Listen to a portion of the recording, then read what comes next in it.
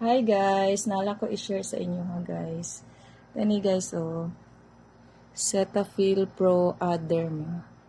Muna akong gigamit kay Zach guys nga tambal sa iyahang rashes guys. Ang name ani sa iyahang rashes guys kay atopic dermatitis, gabalik-balik ni siya. So mo ni iyahang maintenance guys, pero medyo pricey jud siya guys ay. Pero never mind ang price, basta maayo lang ato ang anak na. Kaysa una guys, sige ni siya og kalot-kalot. Sige kalot-kalot katol kaayo. Karon tan-awa. Pero kani yung atopic dermatitis guys, mabalik-balik jud ni siya. So ako na siya apply. Una, i-wash nimo.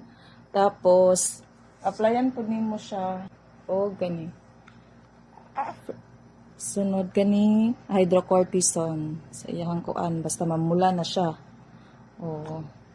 So gi-applyan na nako ni siya og kanang hydrocortisone. Basta ma-action na siya og pula ang rashes. Ana siya pula-pula. Pero kung wala siya pula-pula, pwede ra siya ani. So kani jud siya ang main. So mahal na siya. Ano siya iyahang maintenance guys. So very effective din siya. So ginabutang nako siya pang dry skin, for dry skin, sensitive skin jud ni siya.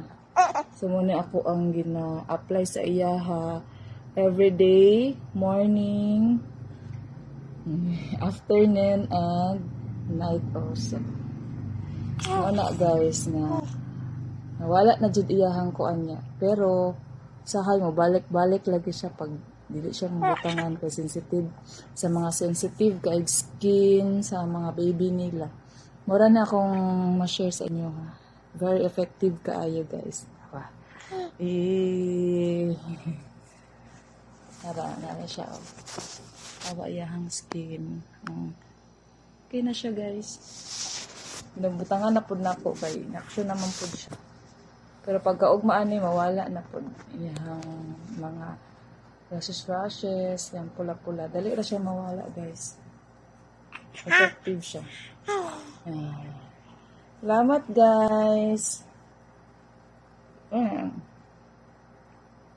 So kuan jud siya guys, mga skin restoring moisturizer.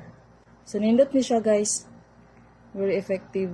Mo jud na akong gina-recommend sa mga babies nga mga for mga dry skin. Okay na siya guys. Thank you. Bye-bye.